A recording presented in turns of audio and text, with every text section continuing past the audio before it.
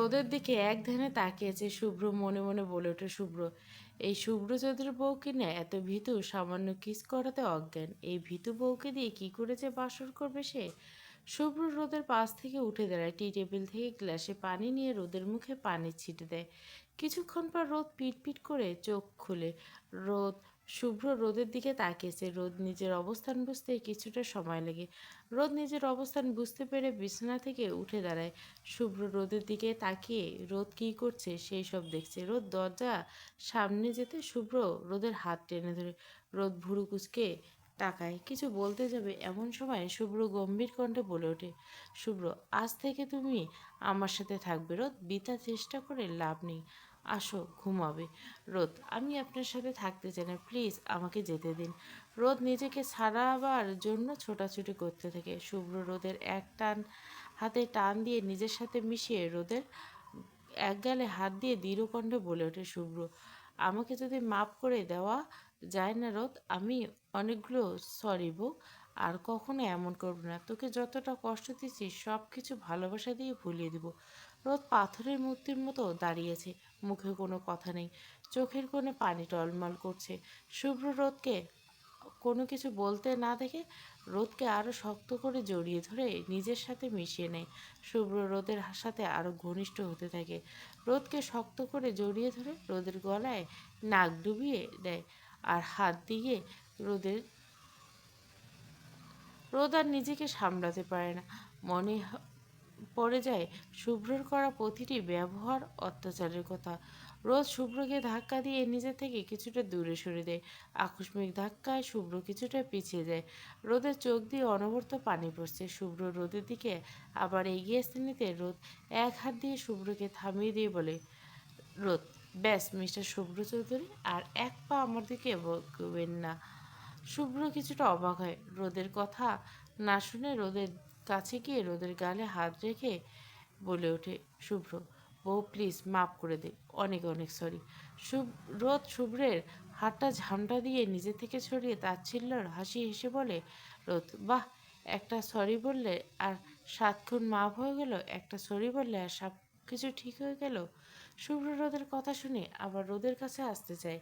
এমন সময় রোদ চেঁচিয়ে বলে ওঠে, রোদ ছুবেন না আমায়, কাছে আসবেন না, বলে দিচ্ছি দূরে থাকুন।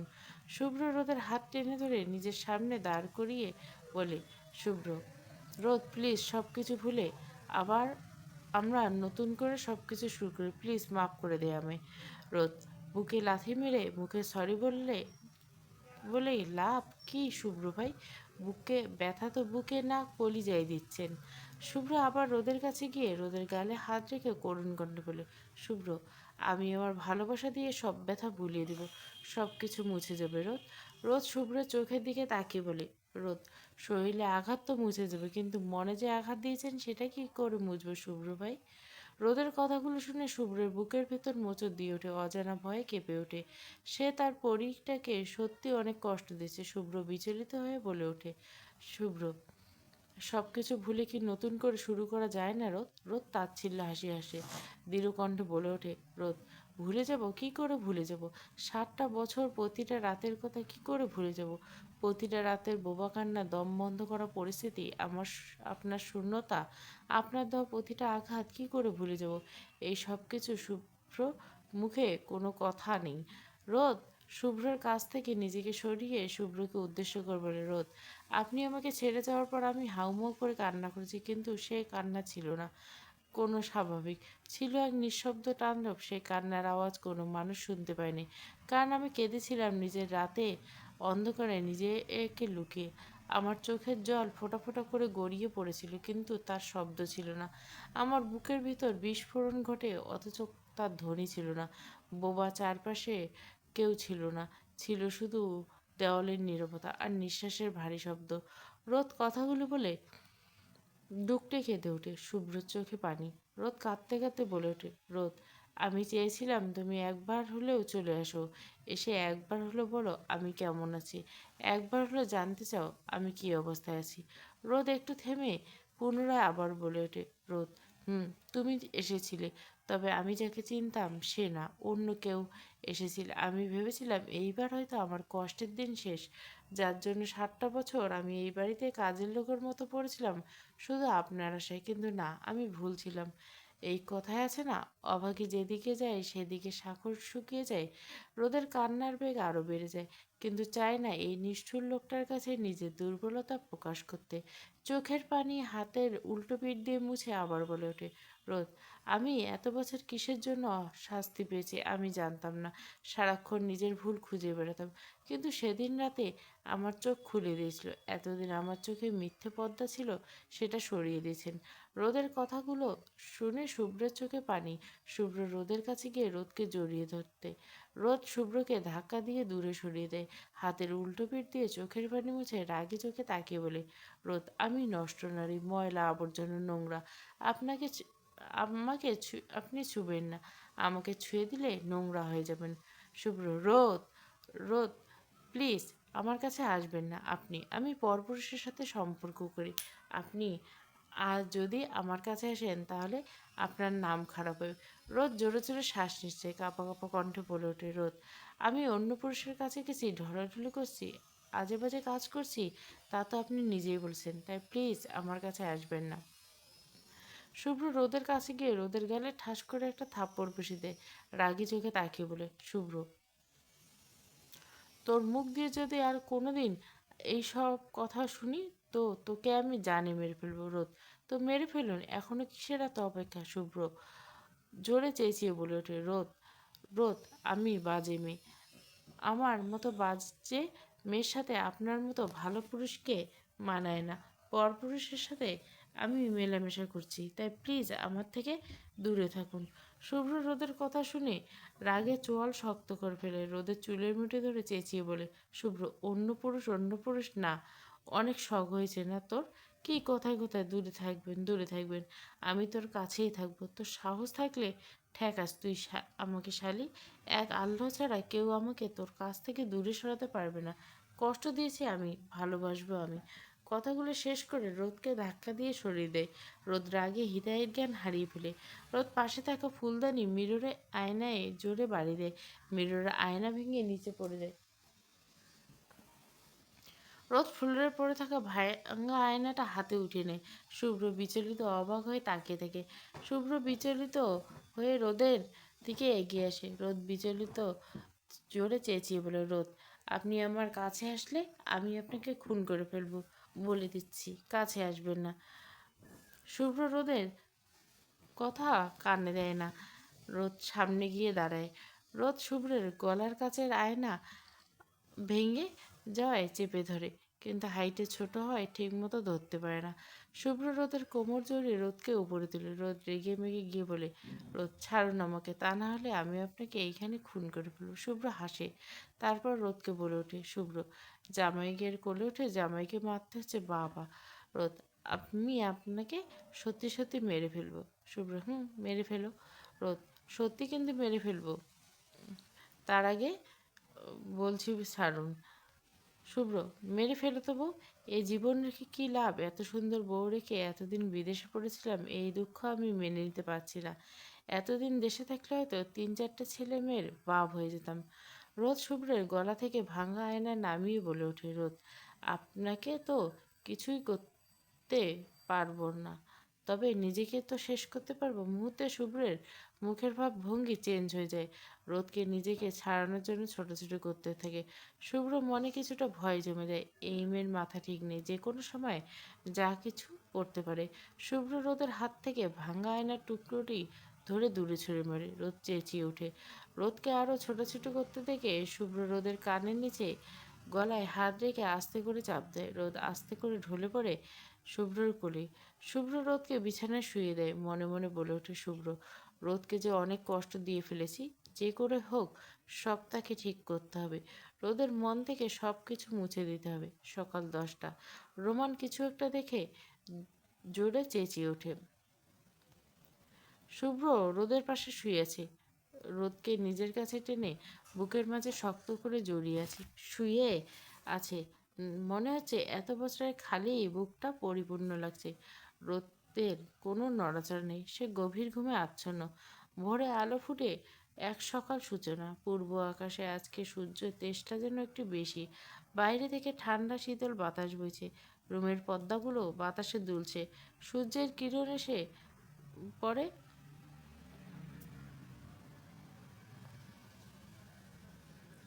রোদ চোখ পিটপিট করে চোখ খুলে তাকায়, এখনো ঘুমের রেশ কাটেনি। আনমোড়া ভেঙে বিছানা থেকে উঠতে নেই, কিন্তু কারো শক্ত বাঁধনে নিজেকে আবিষ্কার করলো। আস্তে আস্তে মনে পড়ে যায় কাল রাতের কথা। রোদ শুভ্র দিকে তাকায়। রোদের দু হাত জাপটে ধরে শুয়েছে খালি গায়ে। ফর্সা বুকের লোমগুলো দেখতে অসম্ভব সুন্দর লাগছে। গালে খোঁজা খোঁজা দাড়িগুলো বেশ মানিয়েছে। রোদ আনমনে বলে ওঠে, মাশা আল্লাহ, আল্লাহর সৃষ্টি কতই না সুন্দর। অনেক যত্ন করে বানিয়েছে এই মানুষটাকে। রোদ কিছু একটা মনে আসতেই চুপ হয়ে যায়। মনে মনে বলে, রোদ, দিবা স্বপ্ন দেখিস না। রোদ, এই লোক কখনোই কাউকে ভালোবাসতে পারে না, আর না কখনোই এই মানুষটার দেওয়া প্রতিটা আঘাত তুই কখনো ভুলতে পারবি। সে শুধু আঘাত দিতে জানে। রোদ কথাগুলো ভেবেই আস্তে করে শুভ্রকে ছাড়িয়ে উঠতে নেই। এমন সময় শুভ্র রোদকে টান দিয়ে নিজের সাথে শুয়ে নেয়। রোদের জন্য দম বন্ধ হয়ে আসছে। শুভ্র ঘুম জড়ানো কণ্ঠে বলে, এইভাবে কাঁপাকাঁপি করো না। ও, আমায় খুব বাজে কিছু করতে ইচ্ছে করে। রোদ ভয়ে যায়। শুভ্রের কথা শুনে সেই দ্বারা ঠান্ডা স্রোত বয়ে যায়। রোদ ছটফট করতে থাকে, কিন্তু শুভ্র ছাড়ার কোনো নাম নেই। শুভ্র কাছে আসলেই যেন তার পুরো আঘাতগুলো তাজা হয়ে যায়। দম বন্ধ হচ্ছে, ইচ্ছে করে মরে যেতে। হঠাৎ শুভ্রের এমন পরিবর্তন কেন জানি রোদ মেনে নিতে পারছে না। সকাল 7টা। রোমান রুহিকে খুঁজতেছিল। এই রুহি সে হাতের নাগালে পায় না। এমন সময় চোখ পড়ল অপ্রকাশিত কিছু একটা দেখে জোরে চিৎকার করে। রোদ শুভ্র ছিটকে দূরে সরে যায়। কিছুক্ষণ আগে শুভ্র ঘুম থেকে উঠে রোদকে রুমে থাকতে বলে ওয়াশরুমে চলে যায়। এই ফাঁকে রোদ রুম থেকে বেরিয়ে আসে। শুভ্র ওয়াশরুমে ঢুকে কিছু একটা ভেবে তাড়াতাড়ি রুমে আসে। এসে দেখে রোদ রুমে নেই। রোদকে রুমে না পেয়ে টি টেবিলে লাথি মারে। রুমের দরজা আনলক ছিল, কিন্তু সে খেয়াল করেনি তার পাখি রুমের দরজা খোলা পেয়ে উড়াল দিচ্ছে। শুভ্র দ্রুত পায়ে রুমের বাইরে যায়। রোদ বেশি দূরে যায়নি। দ্রুত পায়ে হেঁটে রোদকে পিছন থেকে কোমর ধরে উপরে তুলে নেয়। হঠাৎ শূন্যে আবিষ্কার করে রোদ নিজেকে ভয়ে চোখ মুখ খিচে ফেলে। রোদকে নিজের দিকে ঘুরিয়ে শক্ত করে কোমর চেপে ধরে বলে ওঠে, কোথায় যাচ্ছে পাখি? রোদ ছোটার জন্য ছটফট করতে থাকে, কিন্তু শুভ্র শক্তির সাথে পেরে ওঠে না। শুভ্র রোদের দিকে তীক্ষ্ণ দৃষ্টিতে তাকিয়েছে। রোদ নিজে ছোটাছুটি করা বন্ধ করে দেয়। কোমর এমনভাবে চেপে ধরছে মনে হচ্ছে হাড় গোড় গুঁড়ো করে ফেলবে। কোমরে ব্যথা, চোখে পানি টলমল করছে। আচমকা শুভ্র রোদকে আরো নিজের সাথে চেপে ধরে কাছে এগোতে নেই।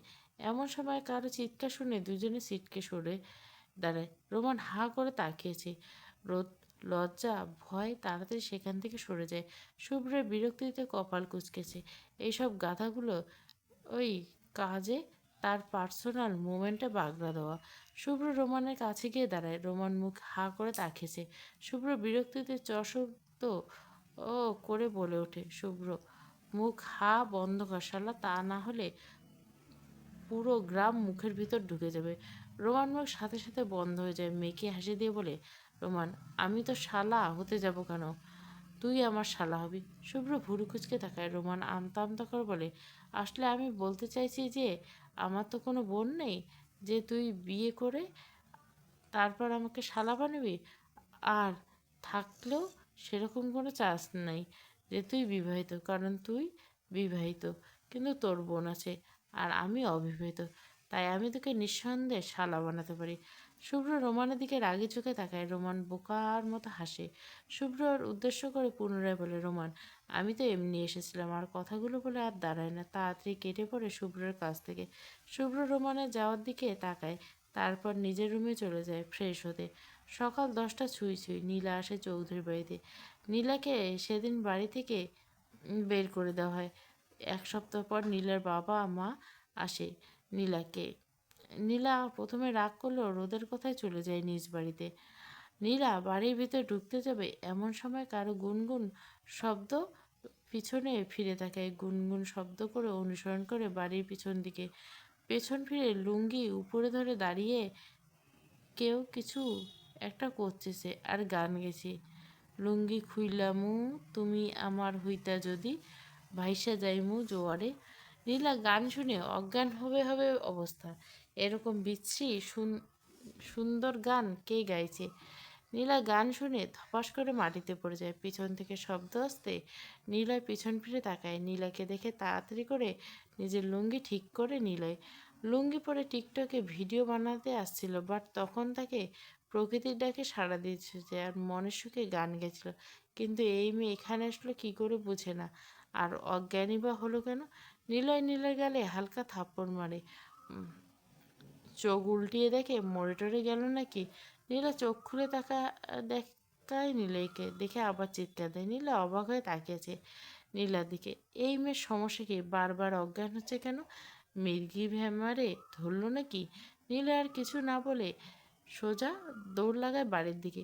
বাড়ির সবাইকে ডেকে আনে। সবাই নীলয়ের দিকে তাকিয়েছে। এই নীলয় কি সেজেছে?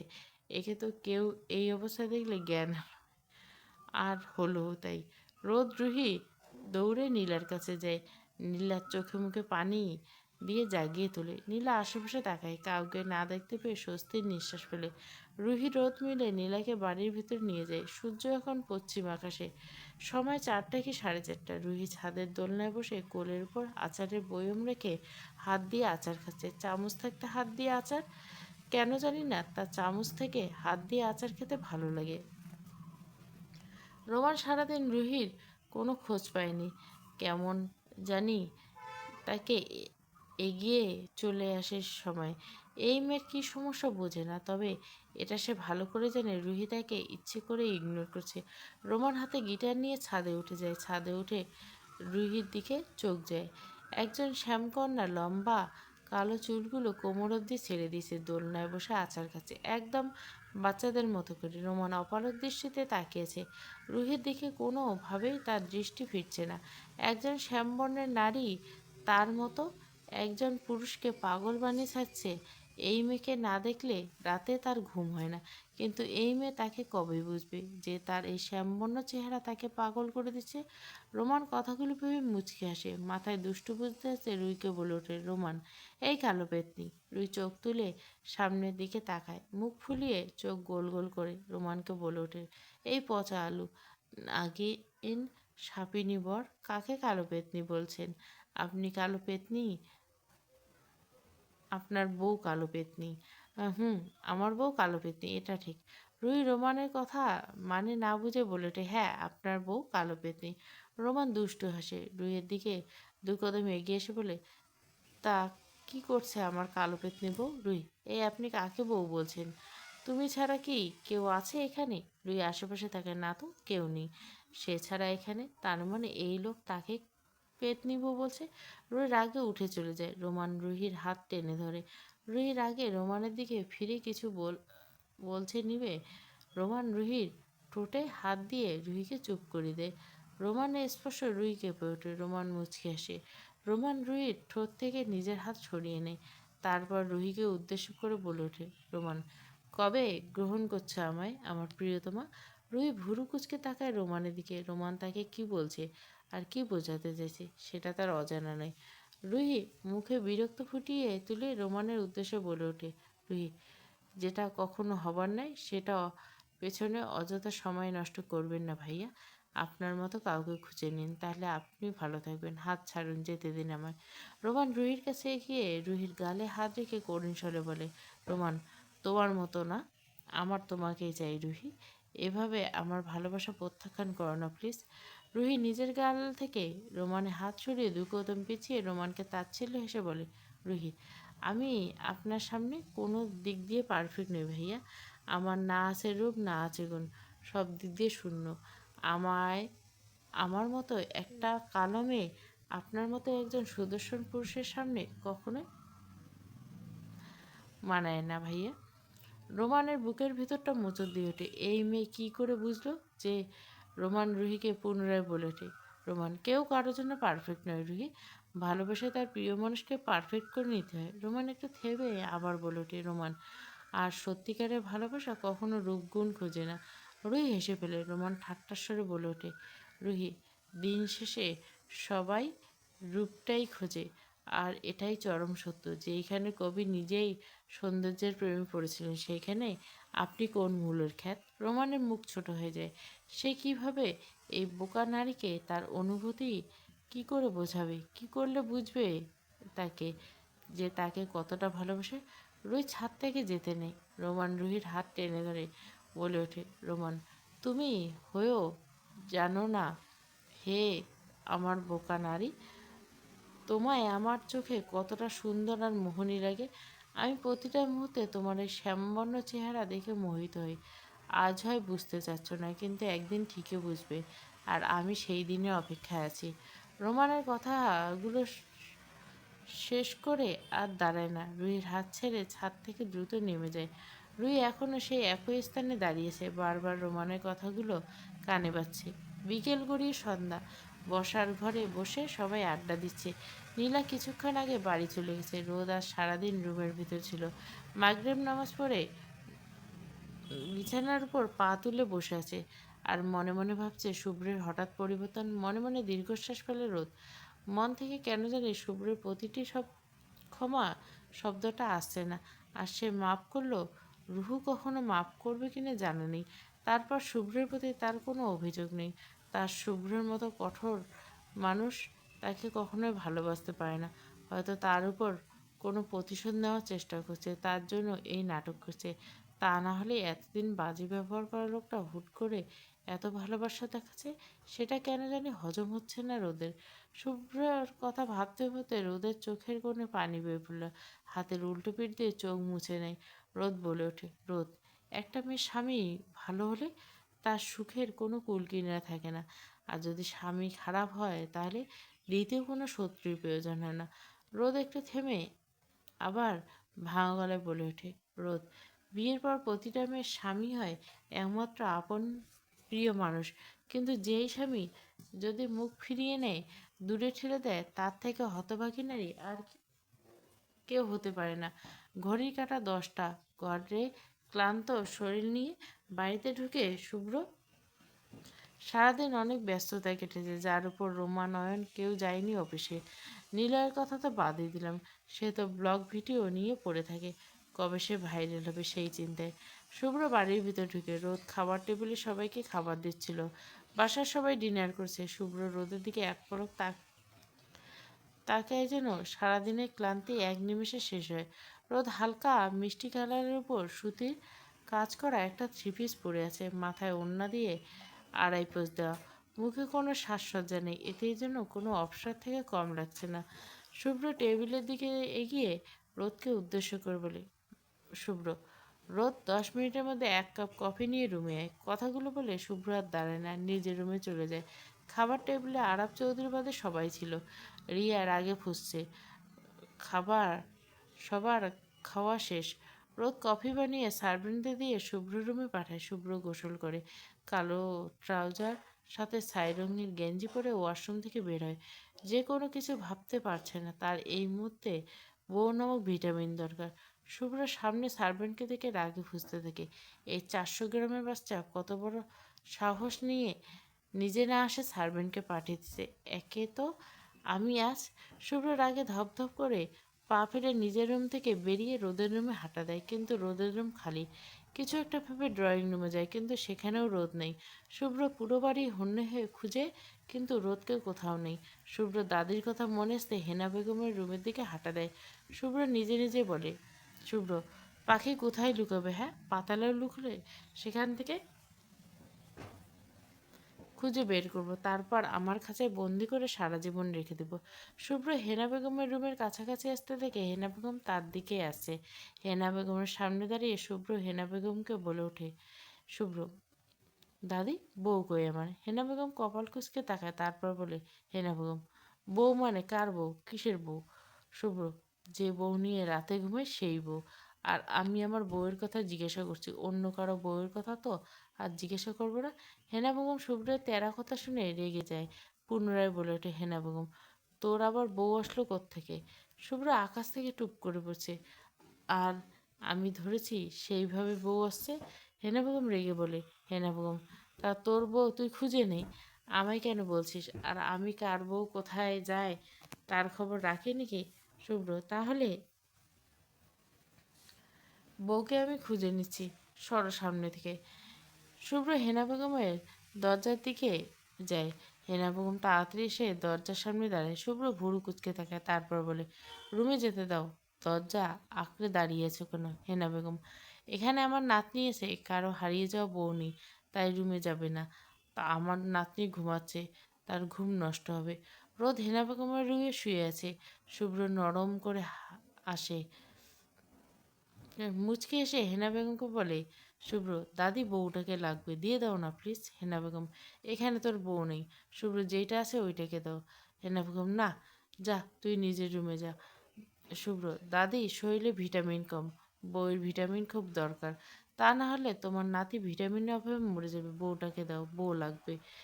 হেনা বেগম: শরীরে ভিটামিন কম থাকলে ডাক্তারের কাছে যা, ডাক্তার ভিটামিন সিরাপ দিবে, খেয়ে শরীরে ভিটামিন হবে, যা এখান থেকে। শুভ্র: দাদি এই ভিটামিন বউ ছাড়া কেউ দিতে পারে না, বউকে দাও দাদি। হেনা বেগম: দূরা খান থেকে কোনো বউ পাবি না। এতদিন বউয়ের কথা মনে ছিল না, এখন আসছে বউ বউ করতে। শুভ্র: ডার্লিং বউটাকে দিয়ে দাও, তারপর দূর হই। হেনা বেগম: কোনো বউ পাবি না, রুমে গিয়ে ঘুমা। শুভ্র: বউ ছাড়া ঘুম আসবে না দাদি, বউ দাও, বউ নিয়ে ঘুমাই। হেনা বেগম কিছু একটা ভেবে শুভ্রের মনোযোগ সরাতে বলে ওঠে।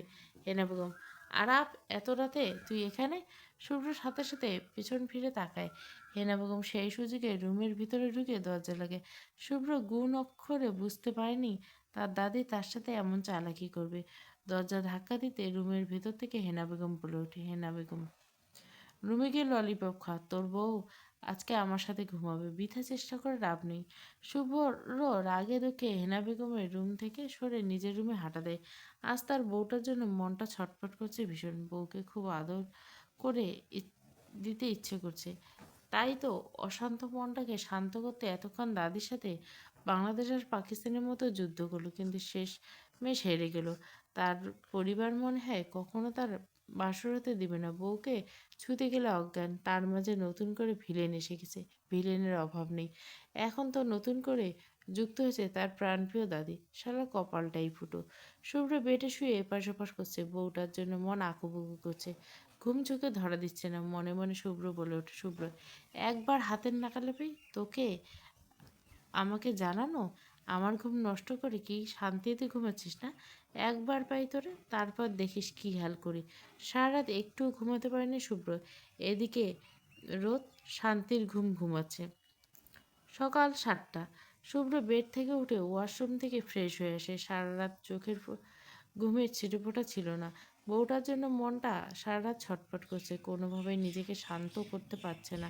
তার বউ নামক ভিটামিনের প্রয়োজন, বউকে কাছে পেলে তার অশান্ত মন শান্ত হয়ে যাবে। সারা রাত নির্ঘুম কাটানোর জন্য শুভ্রর চোখ লাল হয়ে গেছে। আয়নার সামনে দাঁড়িয়ে কথাগুলো ভেবে আনমনে বলে ওঠে, শুভ্র ওইটুকু মেয়ে, 400 গ্রাম ওজনের বাচ্চা, আমার সারা রাতের ঘুম হারাম করে দিচ্ছে, ওকে শাস্তি পেতে হবে। কথাগুলো বলে রুম থেকে বেরিয়ে যায়। হেনা বেগম রুমে এসে দেখে রুম খালি। হেনা বেগম নিচে। শুভ্র মুচকি এসে রোদের রুমের দিকে পা বাড়ায়। রুমের দরজা হালকা চাপানো। শুভ্র রুমের ভেতর ঢুকে, রোদ ফ্রেশ হয়ে আসে ওয়াশরুম থেকে। মুখ মুছতে মুছতে মুখের সামনে থেকে তাওয়াল সরাতে শুভ্রকে সামনে থেকে হাত থেকে তাওয়াল পড়ে যায়। শুভ্র কেমন করে যেন তাকিয়েছে রোদের দিকে। রোদ নিজের দিকে খেয়াল করতে দেখে গায়ে ওড়না নেই। তাড়াতাড়ি ফ্লোর থেকে তোয়ালে তুলে নিজের গায়ে জড়িয়ে নেয়। মুখ ভেঙ্গিয়ে মনে মনে বলে, রোদ কত পরিমাণ লুচ্চু হলে এইভাবে গরুর মতো তাকিয়ে থেকে, ছি, লজ্জা শরম কিছুই নেই। রোদ শুভ্রকে এড়িয়ে চলতে নিলে শুভ্র রোদের লম্বা চুলগুলো টেনে ধরে। রোদ আ বলে শব্দ করে ওঠে, নিজের চুল ধরে পেছন না ফিরে তাকায়। শুভ্র রোদের চুল ধরে মুচকে আসে। রোদ ভুরু কুচকে বলে ওঠে, রোদ কি সমস্যা, চুল ধরছেন কেন, ছাড়ুন বলছি। শুভ্র রোদের চুল ধরে নিজের হাতে হাতে পেঁচাতে পেঁচাতে রোদের কাছে গিয়ে দাঁড়ায়। রোদ কিছু বলছে, শুভ্র রোদের দিকে তাকিয়ে চোখ টিপ মেরে দুষ্টু এসে বলে, ইস, এমন করলে কেন বউ, আর একটু দেখতাম। শুভ্রের কথা শুনে রোদের চোখ বড় বড় হয়ে যায়। শুভ্র রোদকে জড়িয়ে ধরে এক হাত দিয়ে রোদের কোমর পেঁচিয়ে ধরে নিজের সাথে মিশিয়ে নেয়। রোদ ছোটাছুটি করতে থাকে নিজেকে ছাড়ানোর জন্য। শুভ্র বিরক্ত হয়ে বলে ওঠে, এই পুঁটি মাছের শরীর নিয়ে আসছে আমার কাছ থেকে ছুটে যেতে। চুপচাপ থাকো রোদ। শুধু শুধু নিজের শরীরের শক্তি অপচয় করো না। রোদ আরও ছটপট করতে থাকে। নিজে একে শুভ্রের কাছ থেকে ছাড়াতে ছাড়াতে বলে, রোদ ছাড়ুন বলছে, অসভ্য লোক, জড়িয়ে কেন ধরছেন হ্যাঁ?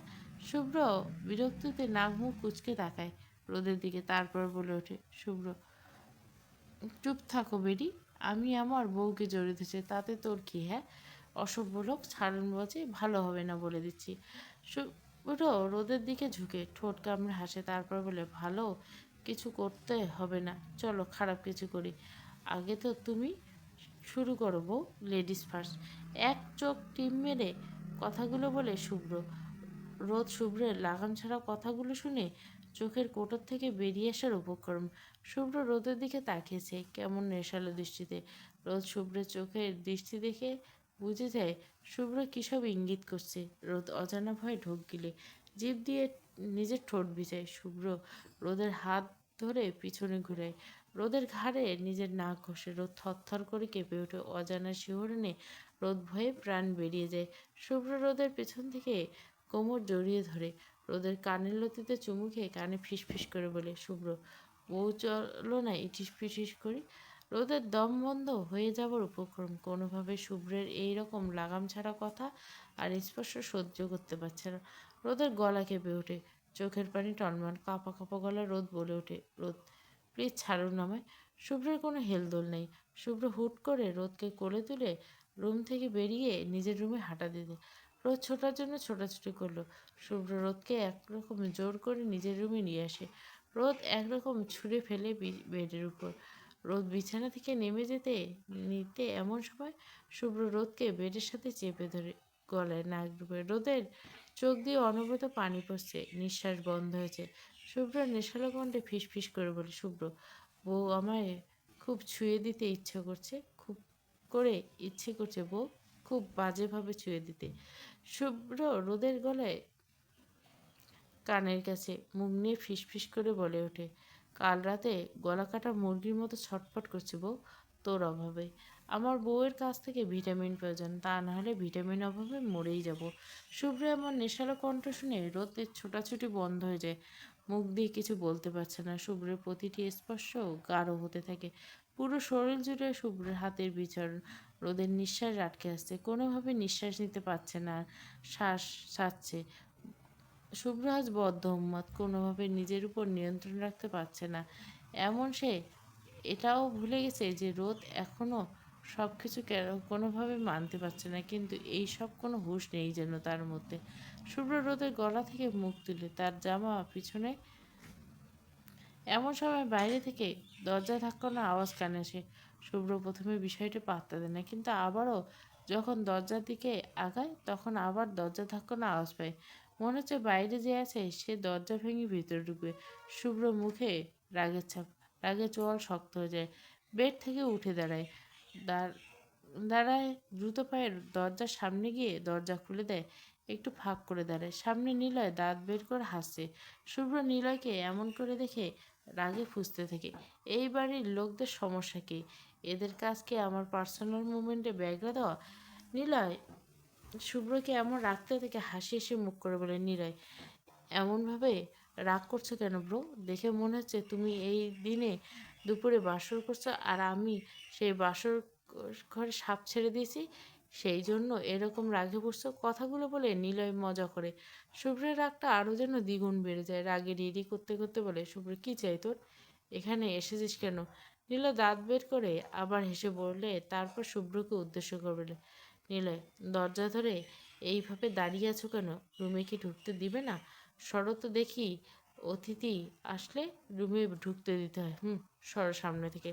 শুভ্রের আগে দাঁত চেপে বলে, তুই কি আমার বিয়েই লাগছো যে তোকে রুমে ঢুকিয়ে মেহমানদারি করতে হবে? শুভ্রের এমন কথা নিলয়ের মুখটা চুপসে যায়, তারপর বলে ওঠে, এভাবে কেন বলছো ভাই? মনে আছে রুমের ভিতরে মূল্যবান সম্পদ আছে তাই রুমে ঢুকতে দেবে না? হ্যাঁ, রুমে মূল্যবান সম্পদ আছে, এখন যা এখান থেকে। নিলয়, আমি একটু দেখি কি এমন মূল্যবান সম্পদ।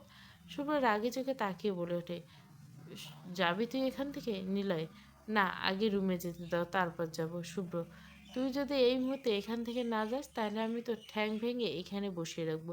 শুভ্র এমন কথা শুনে নিলয় ভয় পেয়ে যায়, হাসি হাসি মুখ নিয়ে বলে ওঠে, নিলয় এমন কেন বলছো ভাই? মনে হচ্ছে রুমের ভিতর বউকে নিয়ে বিড়াল মাছে। শুভ্র বিরক্ত হয়ে বলে ওঠে, বিড়াল মারতে দিলি কই?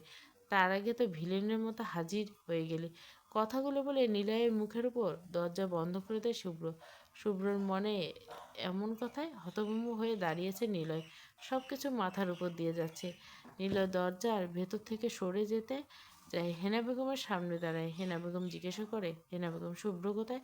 নিলয় অবাক রেশ কেটে বলে ওঠে, নিলয় তোমার দাদি বিড়াল মারে দাদি। এই মুহূর্তে তার সংযোগ পাওয়া যাচ্ছে না, সে বিড়াল মারতে ব্যস্ত। হেনা বেগম অবাক হয়ে তাকিয়েছে নিলয়ের দিকে। হেনা বেগম, এই গাধা কি বলছিস? বিড়াল মারছে মানে? বাসায় বিড়াল আসলো কোত্থেকে? নিলয়, ডার্লিং বাসায় বিড়াল আছে, ভালো করে দেখো বুঝতে পারবে। হেনা বেগমের মাথার উপর দিয়ে যাচ্ছে নিলয়ের কথা। হেনা বেগম পুনরায় বলে ওঠে, হেনা বেগম কিসের বিড়াল মারছে আর বিড়াল কোথা থেকে আসলো? নিলয়, ব্রো বাসরাতের বিড়াল তো মারতে পারেনি, তাই এখন চেষ্টা করছে। হেনা বেগম আর কিছু না বলে দিয়ে নিলয় শীষ বাজাতে বাজাতে বাসা থেকে বেরিয়ে যায়। নিলয়ের কথার মানে এতক্ষণ বুঝতে পারলো হেনা বেগম, এখন ভালো করে বুঝছে। হেনা বেগম কিছুদিন ধরে খেয়াল করছে শুভ্রের ব্যবহার চালচলন কেমন যেন বদলে গেছে। কাল রাতে কেমন তার সাথে বউ বউ করছিল। হেনা বেগম সোফা থেকে উঠে দাঁড়ায় উদ্দেশ্য তার শুভ্রের রুমে। তার নাতি কিসের বিড়াল মারছে এই সকালে? এদিকে শুভ্র দরজা লাগিয়ে বিছানার দিকে এগিয়ে এসে রোদ নিস্তেজ হয়ে পড়ে আছে বেডের উপর। শুভ্র রোদের কাছে এসে গালে হালকা থাপ্পড় দেয়, কোনো সাড়া নেই। রোদের পাশ থেকে উঠে রাগে দাঁতে দাঁত চেপে বলে ওঠে, বালের বাসর করতে এসেছিস? ছ্যা, বউ ছোঁয়ার আগে সেন্সলেস, এটুকু স্পষ্ট সহ্য করতে পারছে না। আর সে কিনা এই মেয়ের সাথে বাসর করতে এসেছিল। মনে তো হচ্ছে তার বউয়ের পুঁটি মাছের থেকেও দুর্বল। শুভ্র রাগে দুঃখে মাথার চুলগুলো টেনে ধরে। কতটা না ইচ্ছে ছিল তার ছোট্ট বউটাকে আদরে আদরে ভরে দেবে, কিন্তু তার কপালটাই ফুটো। বউ ছুতে গেলে বউ অজ্ঞান, বালের বাসর করবে এই পুচকি মেয়ের সাথে। কথাগুলো মনে মনে ভাবছিল, এমন সময় আবার দরজা ধাক্কন শব্দ। শুভ্র রাগে চোয়াল শক্ত করে বিড়বিড় করে বলে, শুভ্র নিলয়ের বাচ্চা, আজ তোকে আমি দরজার সামনেই পুঁতে ফেলবো। কথাগুলো বলে দরজা খুলে দেয় শুভ্র। কিছুটা অবাক হয়, কিন্তু তার মনে মনে বলে, তার বউ আর তার মধ্যে ভিলেনগুলো এসে গেছে। হেনা বেগম হন্তদন্ত হয়ে রুমের ভিতরে ঢুকে শুভ্রের বেডের কাছে গিয়ে রোদ বেডে এলোমেলো হয়ে শুয়েছে। হেনা বেগম রোদের দিকে কাছে গিয়ে রোদকে ডাকতে থাকে, কিন্তু রোদের কোনো সাড়াশব্দ পায় না। শুভ্র গিয়ে বেডের পাশে দাঁড়ায়। হেনা বেগম কান্না করতে করতে বলে, হেনা বেগম কী করছিস শুভ্র? আমার এইটুকু বাচ্চা নাতনির সাথে কেন এইসব করলি? হ্যাঁ? শুভ্র ভুরু কুচকে বলে। হেনা বেগম মরা কান্না শুরু করেছেন। শুভ্র অবাকের চরম পর্যায়ে। হেনা বেগমের শাড়ির আঁচল দিয়ে নাক মুছতে মুছতে বলে, হেনা বেগম এত বিড়াল থাকতে তুই আমার বাচ্চা নাতনির উপর কেন নজর পড়লো তোর? হ্যাঁ হতচ্ছাড়া, কী অবস্থা করছে আমার নাতনি? শুভ্র, ছোঁয়ার আগে তোমার নাতনি সেন্সলেস, আর এই পুঁটি মাছের সাথে কি করব? আগে কাছে যেতেই পারলাম না, তার আগে মহারানী অজ্ঞান। হেনা বেগম, তা হবে না অজ্ঞান? তোর মতো যদি হাতি যদি আমার নাতনির কাছে এসে অজ্ঞান তো হবে। শুভ্র রাগী গলায় বলে ওঠে, শুভ্র আমি হাতি? হেনা বেগম, তা না তো কি? তোর মতো হাতিকে আমার নাতনি সামলাবে কিভাবে? হ্যাঁ? শুভ্র রাগে রিরি করতে থাকে। শুভ্র, তোমার নাতনিকে বলে দিও এই হাতিকে তার সহ্য করতে হবে, আর সারা জীবনও সামলাতে হবে। তাই সব কিছু ভালো মতো শিখিয়ে পড়িয়ে আমার কাছে পাঠিও, কেমন? কথাগুলো বলে রুম থেকে ধপধপ পা ফেলে চলে যায়। শুভ্র রুম থেকে বাইরে বেরিয়ে আসে, উদ্দেশ্য তার অফিসে। নিলয় শুভ্রকে সামনে দেখে দাঁড়ায়। নিলয়কে দেখে রাগটা আরও বেড়ে যায়। নিলয় দাঁত কেলিয়ে হেসে বলে, নিলয় এবার তো আর মিস হয় নাই ব্রো, বিড়াল মারতে পেরেছে তো? শুভ্র, সামনে থেকে দূর হয় নিলয়। নিলয়, ব্রো তুমি মনে হয় এইবারও ব্যর্থ হচ্ছে। সমস্যা নেই, আমার কাছে ভালো একটা উপায় আছে। তোমাকে আমি হারবাল এনে দেবো, এটা আমাদের মধ্যে গোপন থাকবে, কেউ জানবে না। নিলয় হাসি হাসি মুখ নিয়ে শুভ্রর দিকে তাকিয়ে বলে ওঠে, নিলয় বিড়াল মারতে তাহলে আর বারবার ব্যর্থ হবে না। শুভ্র রাগে চোখ লাল হয়ে যাচ্ছে। পিছ থেকে গান বের করে নিলয়ের দিকে তাক করে সামনে গান দেখে নিলয় প্রাণ যায় অবস্থা। সে তো তার ভাইয়ের উপকার করতে এসেছিল, কিন্তু তার ভাইকে না উপকারের প্রতিদান এইভাবে দিচ্ছে। নিলয় যখন তুতলেই কিছু বলতে যাবে, শুভ্র রাগে দাঁতে দাঁত চেপে বলে ওঠে, শুভ্র আর যদি মুখ থেকে একটা শব্দ বের করিস তাহলে তোকে এইখানেই শেষ করে দেবো। নীলের সাথে সাথে চুপ হয়ে যায়। তার ভয়ে থরথর করে কাঁপতে থাকে। উপকার করতে এসে কোন মহাতে বিপদে পড়ল। সব সময় তার সাথে কেন এমন হয়? উপকার করতে এসে তার পিছনে লাল বাতি জ্বলে ওঠে। শুভ্র পুনরায় বলে ওঠে, শুভ্র, হার্বাল খাওয়াতে হলে 400 গ্রামকে খাওয়া। আমার মধ্যে ফুল এনার্জি এসেছে, আমার কোনো হার্বালের প্রয়োজন নেই। কথাগুলো বলে চলে যায়। নীল ধপ করে মাটিতে বসে পড়ে। মনে হচ্ছে জমের দুয়ার থেকে প্রাণটা ফিরিয়ে এনেছে। রাত 9টা কি 9:30। শুভ্র রুমে বসেছিল। রোদ হঠাৎ কারো হাসির শব্দে সামনে তাকায়। সময় এখন দুপুর গড়িয়ে বিকেলের কাছাকাছি। রোদ রুমে বসে আছে। দুপুরের খাওয়া দাওয়া রুমেই করছে। হেনা বেগম কয়েকবার এসে দেখে গেছে। সকালের ঘটনা এখনও মনে হলে ভয়ে সিঁটে যায়। শুভ্র হঠাৎ এমন পরিবর্তন, এইভাবে হুটহাট কাছে চলে আসা, সব কিছু যেন রোদকে শকে আছে। সকালে শুভ্রর এমন বেগতিক আচরণ, ছন্নছাড়া স্পর্শ কোনোভাবে সহ্য করতে পারছিল না। রোদের ছোট্ট মাথায় কোনোভাবেই এত চাপ নিতে পারেনি, তাই অতিরিক্ত ভয়ে সেন্সলেস হয়ে গেছিল। শুভ্র যাওয়ার কিছুক্ষণ পর রোদ জ্ঞান ফিরে। হেনা বেগম তো কান্নাকাটি করে পুরো বাড়ি মাথায় তুলছে। রোদের সকালের কথা এখনও মনে পড়লে অদ্ভুত শিওরণ, পুরো শরীর কেঁপে ওঠে। তবে শুভ্রের কাছে এলে রোদের শুভ্রর করা প্রতিটা আঘাতের কথা মনে পড়ে যায়। কোনোভাবে সে শুভ্রকে কাছে টানতে পারে না। রোদ আস্তে করে শুভ্রর বেড থেকে উঠে দাঁড়ায়। এখন শরীরটা ঠিক আছে, তাই এখন উচিত নিজের রুমে চলে যাওয়া। রোদ আস্তে করে হেঁটে রুম থেকে বেরিয়ে যায়। শুভ্র রুম থেকে বের হতে দেখে রিয়া রোদকে। কিছুক্ষণ যাবৎ সে খেয়াল করছে শুভ্রের আচরণ, ব্যবহার সব কিছু পাল্টে গেছে। মনে মনে রাগে ফুঁসে ওঠে রিয়া। যে করে হোক শুভ্রের কাছ থেকে এই রোদকে দূরে সরাতে হবে সারা জীবনের জন্য। আর যে করে হোক শুভ্রকে আমার চাই চাই। কথাগুলো বলে রিয়া নিচে চলে যায়। রোদ নিজের রুমে গিয়ে ব্যালকনিতে দাঁড়ায়। এত ডিপ্রেশন, এত ঝামেলা সে আর নিতে পারছে না। নীলার সাথে আজ অনেক দিন হলো দেখা হয় না। কালকে নাকি মামা বাড়ি থেকে আসবে। এদিকে রুই কিছুদিন যাবৎ খেয়াল করছে যে রোমান তাকে এড়িয়ে চলছে। কোন কেন সেটা তার অজানা। তবে মনে মনে কেন জানি রুই রোমানের এই এড়িয়ে যাওয়া মেনে নিতে পারছে না। রুই ছাদে দাঁড়িয়ে কথাগুলো ভাবছে আর আচার কাছে। রুহি তাচ্ছিল্য হেসে বলে ওঠে, রুহি, সব পুরো সৌন্দর্যের প্রচারী। এখানে তো মোহ কেটে যায়, তাই এড়িয়ে যাচ্ছে। জানি তো আমি সব পুরুষদের শেষ রূপটাই খুঁজে। কথাগুলো বলতে বলতে রুহির চোখের পানি চলে আসে। আসলে মেয়ের রূপ না থাকলে কিছুই না। এই সমাজ সবার আগে রূপটাই দেখে, গুণের কোনো দাম নেই। বুক ফেটে দীর্ঘশ্বাস ফেলে রুই মনে মনে বলে ওঠে, রুই, মন থেকে বের করে ফেল রুই ওই লোকের কথা। তুই কখনোই তার যোগ্য হতে পারিস না। ছাদের এক প্রান্তে দাঁড়ানো রোমান লুকিয়ে লুকিয়ে তার বোকা নারীকে দেখছে। কিছু কথা তার কানে এসছে। কষ্ট হলো তার রুহিকে এইভাবে এড়িয়ে চলতে, কিন্তু সাময়িক একটু কষ্ট করলো। যদি তার প্রিয় মানুষকে একে সারা জীবনের জন্য পেয়ে যায়, তাহলে এই কষ্ট সে সহ্য করবে। তবে রুহি যতদিন নিজ থেকে তার কাছে না আসবে, ততদিন এইভাবে চলে যাবে, দূরে থাকবে। যতই কষ্ট হোক নিজের মনের অনুভূতি সে দমিয়ে রাখবে। কথাগুলো মনে মনে বলে ছাদ থেকে সরে যায় রোমান। রুই কেন জানি না মনে হলো পিছনে কেউ আছে। পেছন ফিরে তাকাতে দেখে কেউ নেই। পাশে থাকা ফোনটা হাতে নিয়ে দেখে কয়টা বাজে, বিকাল 4টার কাছাকাছি। রুই আচারে বয়ম রেখে ছাদ থেকে ধীর পায়ে নামে। নিলয় পুরো বাড়ি ঢাকঢোল পিটিয়ে সবাইকে জানানো শেষ তার শুভ্র ভাই বিড়াল মাসে। নিলয়ের কথার আগামাখা কেউ বুঝতে পারছে না। রুই সারাদিন রোদের কাছে যায়নি। সকালে কি হয়েছে তাও তার অজানা।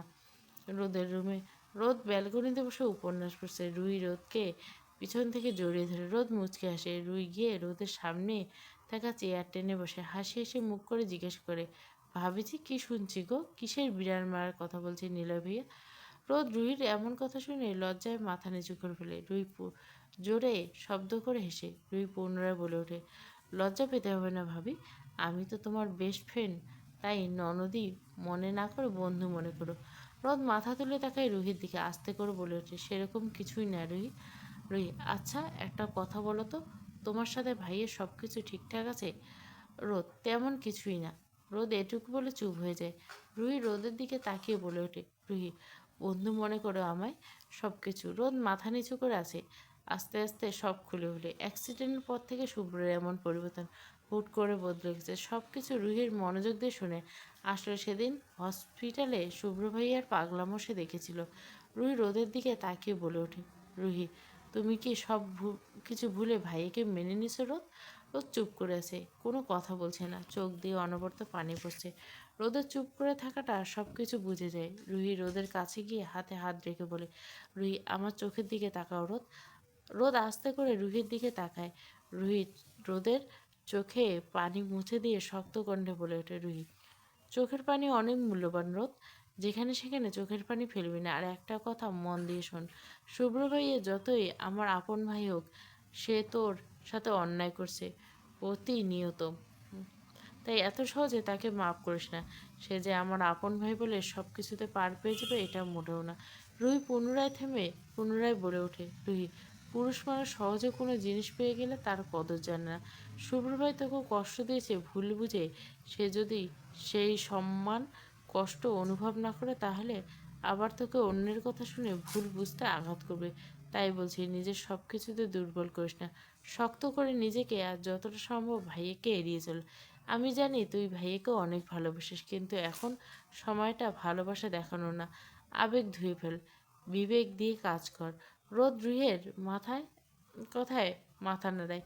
রুহি রোদকে শক্ত করে জড়িয়ে ধরে বলে ওঠে, রুহি ভাইয়াকে একটা শাস্তি দেওয়া দরকার বুঝছিস? আমার মিষ্টি একটা ভাবিকে কষ্ট দিচ্ছে, তাকে তো তার শাস্তি পেতে হবে।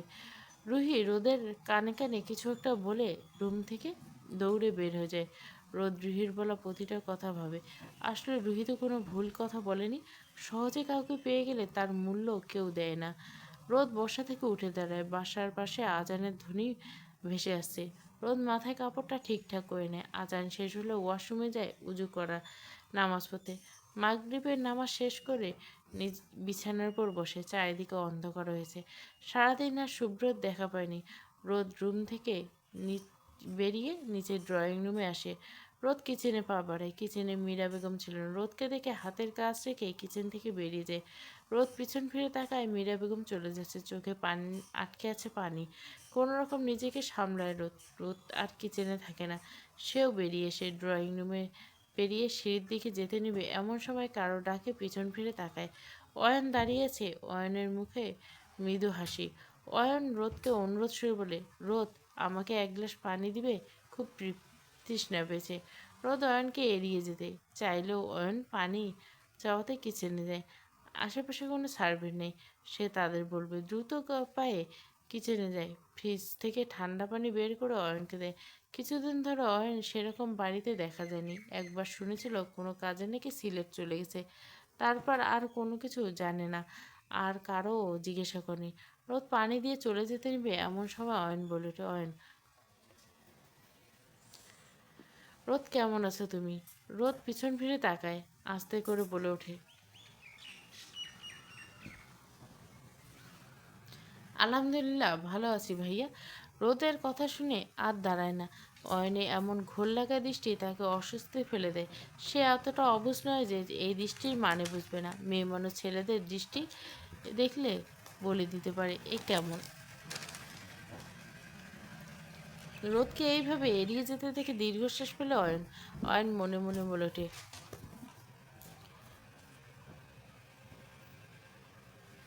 অয়ন মন যারে চালায় ভাগ্য তারে পায় না। মানুষটাকে ভালোবাসি, তবে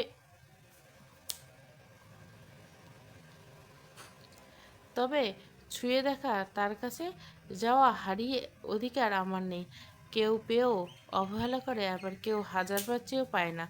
অয়ন সোফা থেকে উঠে সিঁড়ি দিয়ে নিজের রুমে হাঁটা দেয়। নিজের রুমে এসে ওয়াশরুমে ঢুকে ফ্রেশ হতে রাত 9টা কি 9:30। রোদ এশার নামাজ শেষ করে বিছানার উপর বসেছে। ভীষণ মনে পড়ছে তার মামুনিকে। মামুনির ছবি বুকে চেপে ধরে আছে। হঠাৎ কারো হাসির শব্দে সামনে তাকায়। রিয়া রোদের দিকে তাকে হাসছে। রোদ চোখ সরিয়ে চোখের পানি মুছে ছবিটা ঠিক স্থানে রেখে বিছানার উপর বসে। রিয়া রুমে ভিতর ঢুকে রোদকে বলে ওঠে, রিয়া রূপ দেখে তো ভালোই শুভ্রকে বশ করছিস। রোদ ভুরু কুচকে তাকায় রিয়ার দিকে। রিয়ার আগে ফুসতে ফুসতে বলে ওঠে, রিয়া যতই ছলচাতুরি করে শুভ্র ওকে আমি আমার করব, তোর ওই রূপের জালে বেশি দিন বেঁধে রাখতে পারবি না। রোদ রিয়ার কথা শুনে হাসে। রোদকে হাসতে দেখে রাগটা যেন আরো বেড়ে যায়। রেগে গিয়ে বিছানা থেকে রোদের হাত টেনে ধরে দাঁড় করে। রিয়া, তোকে আমি আজ মেরেই ফেলবো। তোর জন্য শুভ্র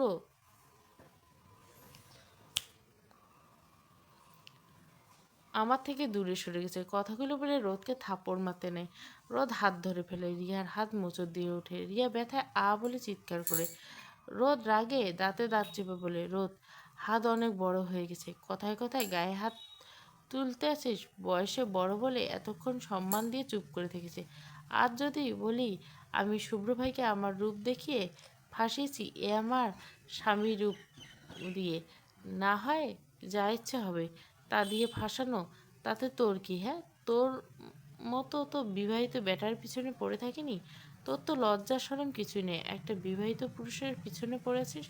রিয়া নিজেকে ছাড়াতে ছাড়াতে বলে ওঠে, রিয়া, আমি শুভ্রকে আমার করেই ছাড়বো। রোদ হেসে দেয়, তারপর বলে ওঠে, ওটা আমার খাওয়া, সেইটার দিকে কেন তোর নজর পড়লো? হ্যাঁ? রোদ রিয়াকে ধাক্কা দিয়ে ফ্লোরে ফেলে দেয়। হেসে বলে ওঠে, রোদ, তোর মতো নোংরামের দিকে শুভ্র চৌধুরী কখনো হাত দিবে না, এইটুকু আমি গ্যারান্টি দিয়ে বলতে পারি। আর দিবা স্বপ্ন দেখা বাদ দে, যা আমার রুম থেকে। রোদ রেগে ব্যালকনিতে চলে যায়। রিয়া রাগে দুঃখে রুম থেকে বেরিয়ে যায়। রোদের সব কিছু অসহ্য লাগছে। সে যতই চুপ করে থাক, মানুষ তাকে ততই আঘাত করবে। রাত 11টা। রাতের খাবার খেয়ে রুমে চলে আসে। হাসি বেগম খাবার টেবিলে রাগি চোখে তাকিয়েছিল রোদের দিকে, কিন্তু আরব চৌধুরী থাকাতে কিছু বলেনি। রোদ হাসি বেগমকে সেরকম পাত্তা দেয় না। খাবার খেয়ে তাড়াতাড়ি রুমে চলে এসে এখন রুমে ব্যালকনিতে দাঁড়িয়ে দূর আকাশের দিকে তাকিয়েছে। রুমে ভালো লাগছে না বলে ছাদে যাওয়ার জন্য রুম থেকে বেরিয়ে যায়। অনেক দিন হয়ে গেছিল ছাদে আসেনি। রাত 12টার কাছাকাছি শুভ্র রোমাঞ্চ কিছুক্ষণ আগে বাড়ি ফিরেছে। শুভ্র গোসল করে বেরোয় ধূসর রঙের গেঞ্জির সাথে ট্রাউজার গায়ে, মাথার চুল ভেজা। রুমে ঢুকে বউকে খুঁজে, কিন্তু সে ভালো করে জানে যে তার বউ, তো তার থেকে রুমে থাকার মানুষ নেই। সুযোগ পেলে পাখির মতো উড়াল দেয়। শুভ্র রুম থেকে বেরিয়ে রোদের রুমে যায়। হেনা বেগমের রুমে গিয়ে দরজা খুলে তাকায়। এখানেও তার বউ নেই। পুরো বাড়ি খুঁজে কোথাও পায় না। কপালে চিন্তার ভাঁজ, এত রাতে বউ কই গেল। কিছু একটা ভেবে মুচকে সে দৌড়ে রুমে চলে যায়। হাতে একটা প্যাকেট। দ্রুত পায়ে ছাদে উঠে। রোদ ছাদের এক কোণে দাঁড়িয়ে দূর আকাশের দিকে তাকিয়েছিল। শুভ্র রোদকে পিছন থেকে জড়িয়ে ধরে। রোদ হঠাৎ চমকে ওঠে। শুভ্র আস্তে করে বলে ওঠে, শান্ত হব, আমি তোমার একমাত্র জামাই, এভাবে ছোটাছুটি করো না, শান্ত হয়ে থাকো তো একটু। রোদ শুভ্রের কথা শুনলে ছোটাছুটি আরও বেড়ে যায়। শুভ্র বিরক্তিতে কপাল কুঁচকে বলে, সমস্যা কি তোর? লাফালাফি করছিস কেন? চুপচাপ দাঁড়া। রোদ শক্ত কণ্ঠে বলে ওঠে, রোদ, ছাড়ুন বলছি। ছাড়বো না, কি করবি? রোদ, অসহ্য লাগছে, ছাড়ুন।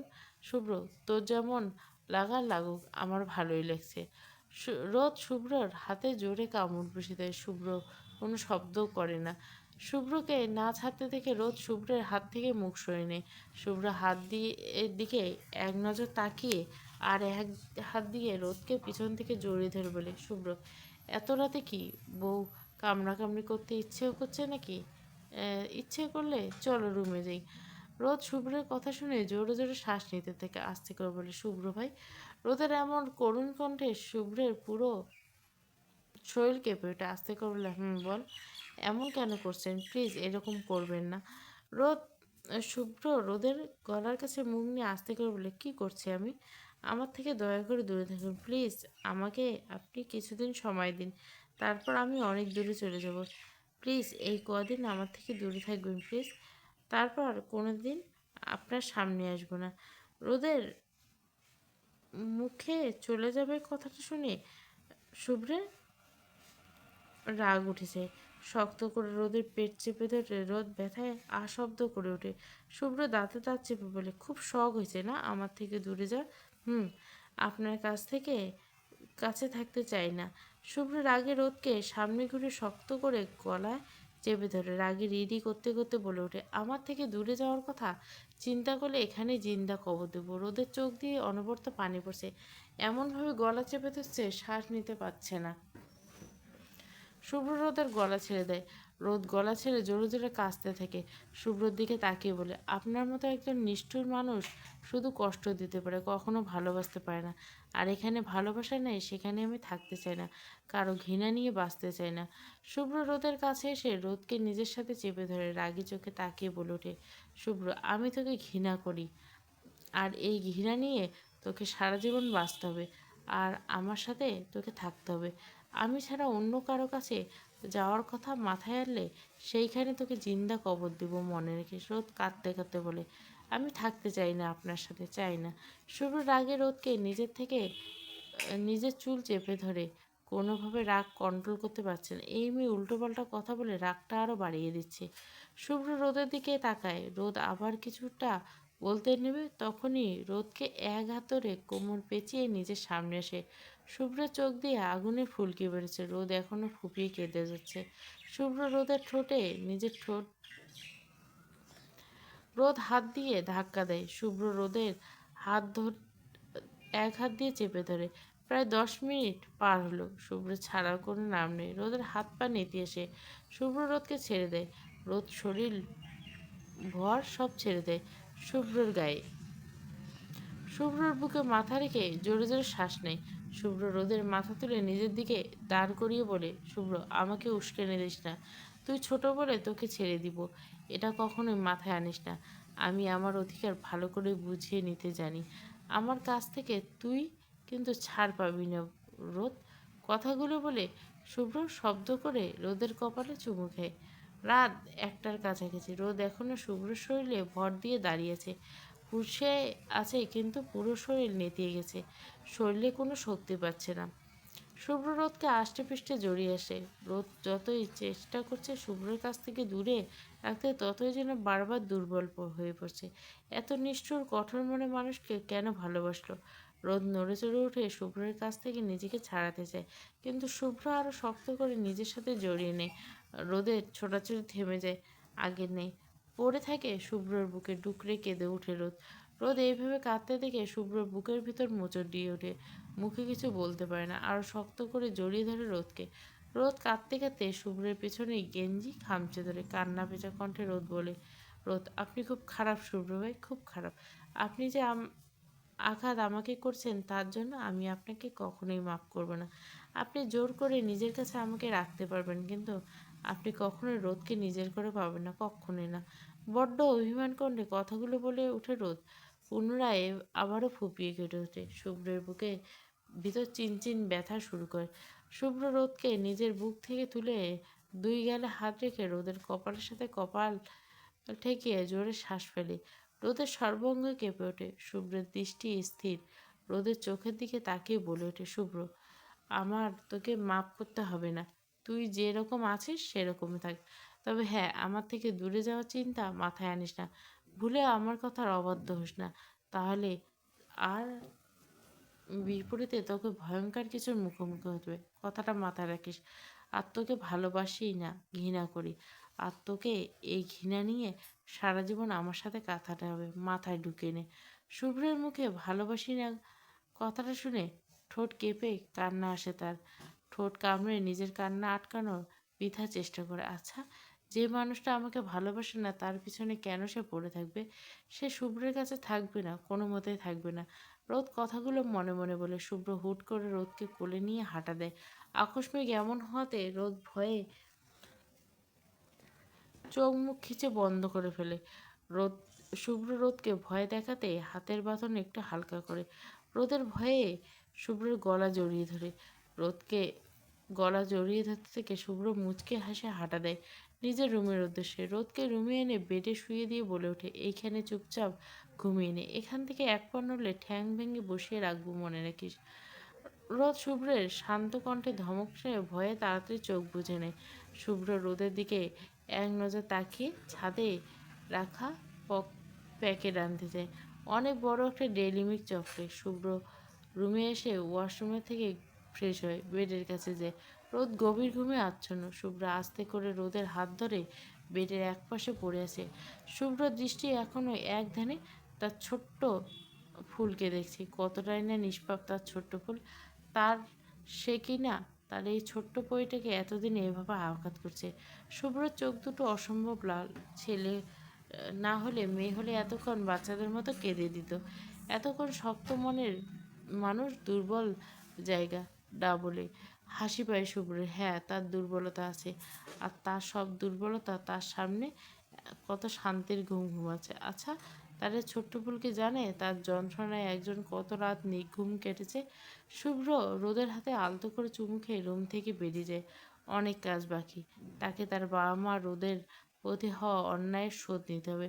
খুঁজে বের করতে হবে কারা এত বড় ষড়যন্ত্রের পিছনে। সকাল 7টা, ফজরের নামাজ পড়ে নিজের রুমে বসে আছে রোদ। ফজরের আজান ধ্বনি কানে আসতে ঘুম ভেঙে যায় রোদের। আনমরা ঘেমে ঘুম থেকে উঠে বেডে নিজেকে একা শুয়ে থাকতে দেখে আশেপাশে চোখ বুলিয়ে মনে মনে বলে ওঠে, উনি কি সারা রাত রুমে আসেননি? রোদ বেড থেকে উঠে দাঁড়ায়, ওয়াশরুম থেকে উজু করে বেরোয়, দরজা খুলে হাঁটা দেয় নিজের রুমে। নামাজ পড়ে তখন থেকে বিছানার পর বসে আছে। কিছুক্ষণ আগে নীলা ফোন করেছিল, কালকে রাতে নাকি এসেছে, আজকে কলেজ যাবে, তাই রোদকে রেডি হয়ে আসতে বলল। সাথে সাথে রুহিকে নিয়ে রোদ নিজের রুম থেকে বেরিয়ে ড্রয়িং রুমে যায়। বাড়ির সবাই নাস্তা করছে। এখন সকাল 8টা কি 8:30।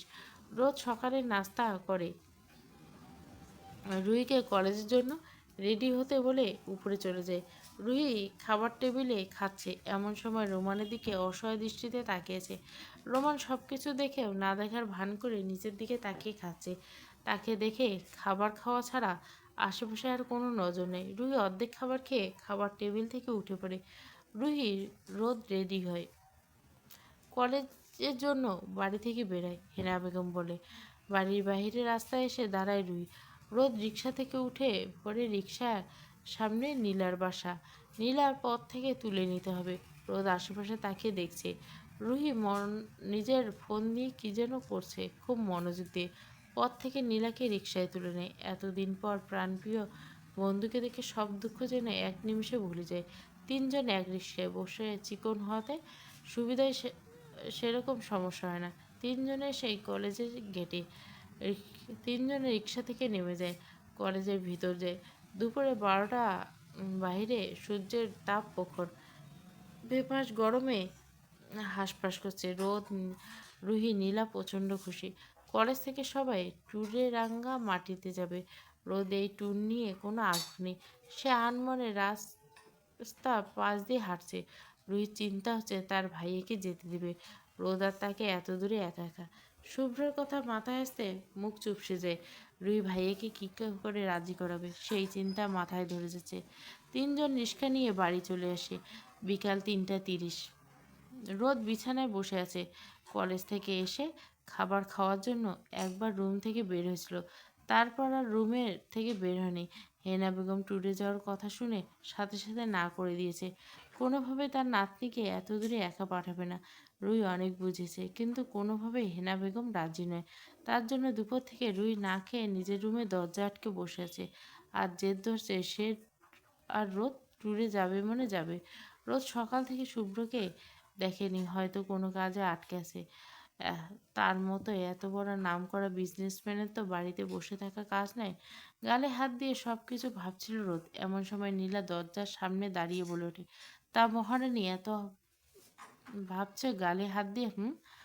রোদ রুহিকে দেখে গাল থেকে হাত সরিয়ে মুচকে হাসে। নীলা হেসে রুমে ঢুকে রোদের পাশে বেডের পাশে বসে পড়ে। এমন সময় রুহি রোদের রুমে এসে পড়ে। মুখে তার হাসি নেই, মনে হচ্ছে অমাবস্যা অন্ধকার ঢেকে দিয়েছে। রোদ রুহির দিকে তাকে তপ্ত নিঃশ্বাস ফেলে। রুহিকে হাতের ইশারায় নিজের দিকে ডাকে। রুহি এখনো কিছু খায়নি। আসলে যতক্ষণ তাদের ট্যুরে যেতে নেবে না তত তখনই সে মুখে কিছু দেবে না। আজ রুহিটাও হয়েছে বড্ড জেদি। নীলা, রোদ রুহির উদ্দেশ্যে বলে ওঠে, নীলা, তোদের কি ট্যুরে যেতে দিবে? রাজি হয়েছে? রোদ রুহির দিকে তাকিয়ে দুপুরে ঘটে যাওয়া সব কিছু বলে। এটা বলে রুহি এখনো কিছু খায়নি। নীলা চোখ মুখ ছোট করে বলে, নীলা, তোদের না যেতে পারলে আমাকেও যেতে দিবে না কোনো মতে। নীলা একটু থেমে আবার বলে, নীলা, এত সহজে হার মেনে নিলে তো চলবে না। তার আগে খেয়ে দিয়ে গায়ে শক্তি সঞ্চয় করতে হবে, তারপর সবাইকে রাজি করাতে হবে। নীলা রোদ রুহি বুঝিয়ে খাবার খাওয়ায় যে করে হোক বাসা থেকে অনুমতি নিতে হবে, তারা ট্যুরে যাবে। রুহি খাওয়ার খেয়ে নেয়। রুহি খাওয়ার শেষ হতে তিনজনে মিলে চলে যায়। হেনা বেগমের রুমে অনেক বাজে, কিন্তু হেনা বেগম নাছোড়বান্দা। রোদ বলাতে মত দেয়, তবে শুভ্রের কাছ থেকে অনুমতি নিয়ে নিতে বলেছে। শুভ্র যদি যেতে দেয় তবে তো তারা যেন যায়, তা কোনো আপত্তি নেই। সবাই হেনা বেগমের কথায় চুপ। হেনা বেগম আর কথা পারে না। রোদ, রুহি, নীলা রুম থেকে বেরিয়ে যায়। এখন সবার চিন্তা হচ্ছে শুভ্রের কাছ থেকে অনুমতি কে নেবে। রাত 11টার কাছাকাছি। শুভ্র রাত 10টায় বাড়িতে আসে। রোদ, রুহি, নীলা সবাই একসাথে আছে। নীলা বাড়িতে যায়নি। তাদের একটাই চিন্তা হচ্ছে শুভ্রকে রাজি করাবে কে। শুভ্র, রুহি শুভ্রের কাছে গিয়েছিল ট্যুরে যাওয়ার কথা বলাতে ধমক দিয়ে রুম থেকে বেরিয়ে যেতে বলে। রুহি মুখ ভার করে শুভ্রের রুম থেকে বেরিয়ে এসে সে বেশ কিছুক্ষণ ধরে রুহির মাথায় হাত দিয়ে কিছু একটা ভেবছে। কি করে তার ভাইকে রাজি করানো যায়। 2 দিন মাত্র বাকি, তার মধ্যে তার ভাইকে যে করে হোক রাজি করাতে হবে। রুহি কিছু একটা ভেবে হেসে ওঠে। রোদের দিকে তাকিয়ে বলে, রোদ তুই যাবি ভাইকে রাজি করতে, তুই বললে ভাইয়া ঠিক শুনবে। রোদ বিষমভাবে চোখে তাকিয়ে রুহির দিকে। রুহি বলে ওঠে, তোর কি মাথা খারাপ আছে? হ্যাঁ, সে যেখানে তোর কথায় রাজি হয় নাই সেখানে আমি বললে রাজি হবে? রুহি রোদের দিকে তাকিয়ে করুণ কণ্ঠে বলে, রোদ প্লিজ একবার দেখ না গিয়ে ভাইয়াকে, প্লিজ প্লিজ। রুহির কথায় নীলা সায় জানায়। রোদ রাজি হয়। রুহি আর নীলা চাপে বিছানা থেকে উঠে যায়। তিনজনে মিলে রোদকে নিয়ে শুভ্রের রুমের সামনে যায়। রোদ হাতে ওড়না পেঁচাতে পেঁচাতে কেন যেন ভয় লাগছে। শুভ্রের দরজা হাত দিতে খুলে যায়। দরজা হালকা চাপানো ছিল। রোদ বুকে সাহস নিয়ে রুমে ঢুকে। রুমে আশেপাশে তাকাতে কাউকে দেখতে পায় না। পা বাড়ে ব্যালকনি দিকে। এদিকে রুহি, নীলা দাঁড়িয়ে আছে। নীলার চোখে পড়ে শুভ্র তার রুমে দিকে আসছে। রুহি, নীলা শুভ্র রুম থেকে দূরে আসতে সেখান থেকে লুকিয়ে নিজের রুমে চলে যায়। শুভ্র নিজের রুমে ঢুকে কারো উপস্থিতি টের পায়। ধীর পায়ে এগিয়ে যায়। ব্যালকনিতে রোদকে পিছন থেকে দেখে চিনে ফেলে। ঠোঁট কামড়ে হাসে। কিছুটা দুষ্টুমি স্বরে বলে ওঠে, শুভ্র আজ পাখি দেখি নিচ থেকে শিকারির কাছে ধরা দিছে। পাখি কি জানে শিকারি কিন্তু মোটেও ভালো মানুষ না। শুভ্রের কথা শুনে সাথে সাথে পিছন ফিরে তাকায় রোদ। শুভ্রকে সামনে দেখে কিছুটা অস্বস্তিতে পড়ে রোদ আস্তে করে বলে, সেরকম কিছু না। শুভ্র রোদের দিকে 2 কদম এগিয়ে রোদের নত হওয়া মাথার দিকে ঝুঁকে ফিসফিস করে বলে ওঠে, তাহলে কি ম্যাডাম? আচ্ছা ম্যাডাম কি চাচ্ছেন আমি আপনার কাছে যাই? আমার কিন্তু কোনো সমস্যা নেই। রোদ দ্রুত বলে ওঠে, না আমি আসলে একটা কথা বলতে এসেছিলাম। শুভ্র ভুরু কুচকে তাকে রোদের দিকে শান্ত করে বলে, কি কথা? রোদ আমতা আমতা করে বলে ওঠে, রোদ আমরা আসলে ট্যুরে যেতে চাই, তাই আপনার অনুমতি লাগবে। দাদি বলছে আপনি যেতে দেন তো যেতে পারবো। শুভ্র গম্ভীর কণ্ঠে বলে, কোনো ট্যুরে যাওয়া হবে না। রোদ মুখ ছোট ছোট করে মাথা তুলে শুভ্রের দিকে তাকায়।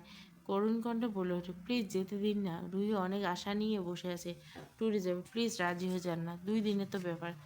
শুভ্র চুপচাপ রোদের কথা শুনে আস্তে করে বলে ওঠে, আচ্ছা ঠিক আছে ম্যাডাম, আপনার কথায় না হয় অনুমতি দিলাম, কিন্তু তাতে আমার লাভ? রোদ কিছু না বুঝে বলে ওঠে, মানে?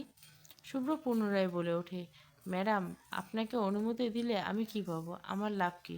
রোদ কিছু না বুঝে তাকিয়ে আছে শুভ্রের দিকে। শুভ্র মুচকে এসে তারপর আবার বলে, যেতে দিব, তবে একটা শর্ত আছে। রোদ চোখ বড় বড় হয়ে যায়। এ কেমন লোকের পাল্লায় পড়লাম? অনুমতি দিবে তাতেও লাভ খুঁজে শর্ত রাখে, কেমন লোক রে বাবা? রোদ আস্তে করে বলে ওঠে, রোদ কি সত্য? শুভ্র রোদের দিকে তাকিয়ে ঠোঁট কামড়ে হাসে। তারপর রোদের দিকে ঝুঁকে ফিসফিস করে বলে, রোদ চোখ বড় বড় করে তাকায় রোদের দিকে। ছি, এরকম লুচু লোকের সাথে সবসময় লুচ্চামির ধান্দা, ছি ছি। রোদ নাক মুখ ছিটকে ফেলে। রোদকে এরকম করতে দেখে শুভ্র বলে ওঠে, যদি ট্যুরে যেতে দাও তো আমার শর্ত মানতে হবে, তা না হলে কোথাও যাওয়া হবে না। রোদ রেগে গিয়ে বলে, লজ্জা করে না এইসব কথা বলতে, অসভ্য লোক? শুভ্র হাসে। তারপর বলে, আমি ফ্রিতে কারো উপকার করি না, যদি রাজি থাকো বলো, যেতে দেবো, রাজি না হলে নাই। রোদ যেন আরও রেগে যায়। রেগে তেতে উঠে বলে, লাগবে না আপনার অনুমতি, যাবো না ট্যুরে, অসভ্য লোক, বলে গটগট পা ফেলে রুম থেকে বেরিয়ে যায়। রোদ চলে যেতে শুভ্র শব্দ করে হেসে আসলে। সে আসলে রোদের সাথে এতক্ষণ মজা করেছিল, ট্যুরে না যেতে দেওয়ার বাহানা মাত্র। শুভ্র ভালো করে জানে যে নারীরা ধারা কখনো নিজ থেকে এসব হবে না। রোদ রুমের বাইরে এসে নিজের রুমের দিকে যায় শুভ্রকে গালি দিতে দিতে। সকাল 8:10। শুভ্র সকালে গোসল করছিল, রেডি হচ্ছিল, আয়নার সামনে দাঁড়িয়ে পিছন থেকে আরো উপস্থিত দেখে পিছন ফিরে তাকায়। রোদকে সকাল সকাল নিজের রুমে দেখে অবাক হয়। রোদ হুট করে সে শুভ্রের গলা জড়িয়ে ধরে পায়ের উপর পা রাখে। লম্বা ছোট হাওয়াতে শুভ্রর সমান হতে পারে না। শুভ্র এক হাত দিয়ে কোমর শক্ত করে ধরে উপরে তুলে রোদ টুপ করে শুভ্র গালে।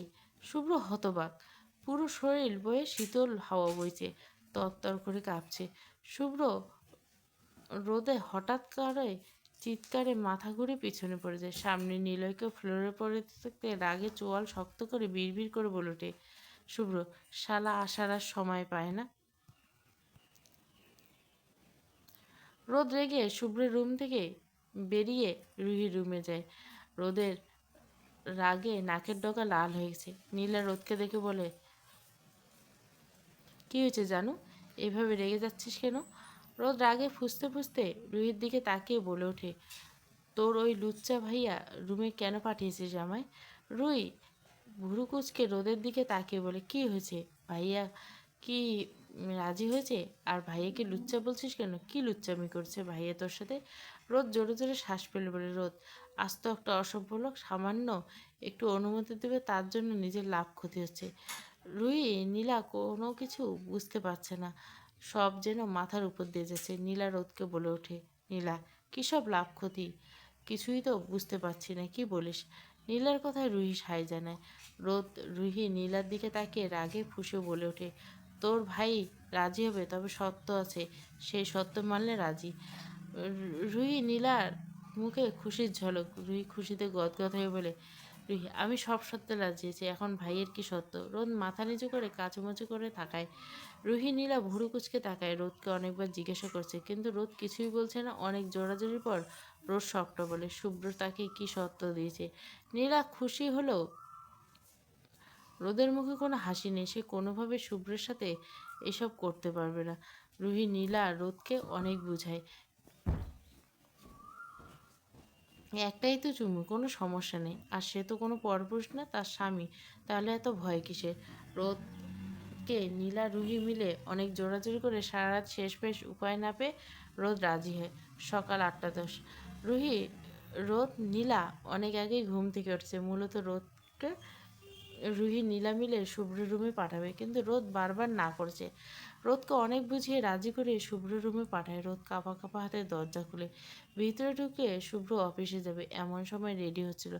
মিররের সামনে দাঁড়িয়ে হঠাৎ চোখ পড়ে আয়নায়। রোদ পিছনে দাঁড়িয়েছে।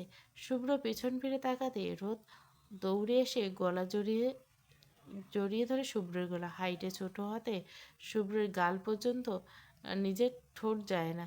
শুভ্র রোদকে শক্ত করে ধরে উপরে তুলে। রোদ চুপ করে চুমু খেয়ে শুভ্রের গালে। শুভ্র অবাকের চরম পর্যায়ে। সে কখনো ভাবতে পারেনি রোদ এমন কিছু করবে। পুরো শরীর বেয়ে শীতল হাওয়া বইছে। রোদ এরকম একটা কাজ করবে সে বুঝতে পারেনি। অবাকে রেশ কাশিয়ে রোদকে আরো শক্ত করে নিজের সাথে চেপে ধরে। রোদ মুখ তুলে নিজের দিকে তাকায়। শুভ্র রোদের দিকে তাকিয়ে ঠোঁট কামড়ে হাসে। মনে মনে বলে ওঠে, পাখি তার নিচ থেকে বন্দি হতে আসছে। শুভ্র রোদের গালে এক হাত রেখে রোদের দিকে অপলক দৃষ্টিতে তাকিয়ে আছে। নিচ থেকে বন্দি হতে আসছে খাঁচায়। শুভ্র রোদের গালে হাত রেখে রোদের দিকে অপলক দৃষ্টিতে তাকিয়ে আছে। রোদের চোখের নিচে পুরো শরীর হালকা কাঁপুনি। শুভ্র রোদের দিকে আগাতে চিৎকার করে আসে কারো। শুভ্র রোদের এই অবস্থা দেখে দরজার দিকে তাকায়। নিলয় ফ্লোরে পড়ে আসে। রাগে মুহূর্তে চেহারার ভাবভঙ্গি চেঞ্জ হয়ে গেছে। রাগে দাঁতে দাঁতে পিষে বলে, শালা আসার সময় পায় না, সব সময় রোমান্সের মধ্যে আসতে হয়। রোজ ছোটাছুটি করে নিজেকে সারার জন্য, কিন্তু শুভ্র আরো শক্ত করে চেপে ধরে। শুভ্র রোদকে কোলে নিয়ে ব্যালকনিতে চলে যায়। এই নিলয় গাথাটার জন্য এত সুন্দর একটা সময় নষ্ট হতে চায় না। অজ্ঞান হয়ে থাক। রোদকে নিয়ে ব্যালকনি গ্রিলের পাশে দাঁড়িয়ে রোদ ছোটাছুটি করে আরো বেড়ে যায়। শুভ্র বিরক্তিতে নাক মুখ কুচকে বলে গম্ভীর কণ্ঠে বলে ওঠে, আর একটু নড়াচড়া করলে একেবারে এখান থেকে নিচে ফেলে দেবো। রোদের ছোটাছুটি বন্ধ হয়ে যায়। রেগে গিয়ে বলে ওঠে, অসভ্য লোক, ছাড়ুন আমি। শুভ্র রোদকে দাঁড় করিয়ে কোমর চেপে ধরে বলে ওঠে, আমি তো তোমাকে আসতে বলিনি, তুমি নিজে আসতে আসছো, কিন্তু যাবে আমার ইচ্ছে, কোনো ছাড়াছাড়ি না। আপনি আসলে একটা বাজে লোক, কোন দুঃখে যে আপনার রুমে আসতে গেলাম। সে দুঃখেই এসেছো তো, এখন শুরু করো ফার্স্ট। রোদ ভুরু কুচকে তাকায় শুভ্র দিকে, তারপর বলে, মানে কি শুরু করব? একটু আগে যে ব্যাঙের মতো এসে লাফিয়ে পড়ছিলে, তারপর যা শুরু করতেছিলে সেটাই শুরু করো ফার্স্ট। রোদ রেগে গিয়ে নিজেকে ছাড়াতে ছেড়ে বলে, অসভ্য লোক, যেতে দিন আমায়। শুভ্র রাগে দাঁতে দাঁত পিষে বলে, চুপ থাকো বেডি, কথায় কথা অসভ্য। ছাড়ুন বলছি। এই রকম হাঁসের মতো প্যাক প্যাক করিস না কেন, হ্যাঁ? আমি তো বিয়ে করা একমাত্র জামাই লেগে সম্মান দিয়ে কথা বলবি। 400 গ্রাম। রোদ, আপনি ওকে 400 গ্রাম কেন বলছেন, হ্যাঁ? শুভ্র কিছু না বলে রোদকে এক হাত দিয়ে কোমর পেঁচিয়ে উপরে তুলে, তারপর বলে ওঠে, শুভ্র, এই জন্য বলছি 400 গ্রাম। শৈল তো পুঁটি মাছের থেকেও শক্তি কম, তাকে 400 গ্রাম বলবো না তো কী বলবো? রোদ ভয়ে ভয়ে জোরে চেঁচিয়ে ওঠে, ছেড়ে দিন আমায়, আমি পড়ে যাবো তো। শুভ্র হেসে বলে, ওকে ছেড়ে দিচ্ছি, কিন্তু শর্ত আছে। রোদ রেগে বলে, ভারী স্বার্থপর তো আপনি, কথায় কথা শর্ত দেন। আমি স্বার্থপর। এখন রাজি হবে নাকি এখান থেকে নিচে ফেলে দেবো? রোদ ভয়ে চোখ মুখ খিচে বন্ধ করে বলে, না প্লিজ, ছেড়ে দিন, আমি সব শর্তে রাজি। শুভ্র ভুরু হেসে রোদকে নামায়, মু- উম, নিজের মুখ বরাবর দাঁড় করে। রোদের দিকে তাকিয়ে ঠোঁট কামড়ে হাসে, তারপর বলে, যতক্ষণ আমি থামতে না বলবো ততক্ষণ থামা যাবে না, বলে দিচ্ছি, তাহলে আরও শাস্তি বাড়বে। রোদ বিরক্তিতে নাক মুখ কুঁচকে ফেলে, এ কোন মহা ঝামেলায় পড়লো, যেন কোনো বাঘের খাঁচায় ঢুকলো। রোদ চোখ মুখ কুঁচকে শুভ্রর দিকে এগিয়ে নিজের ঠোঁট এগিয়ে দেয়। শুভ্র রোদের দিকে তাকিয়েছে অপলক দৃষ্টিতে।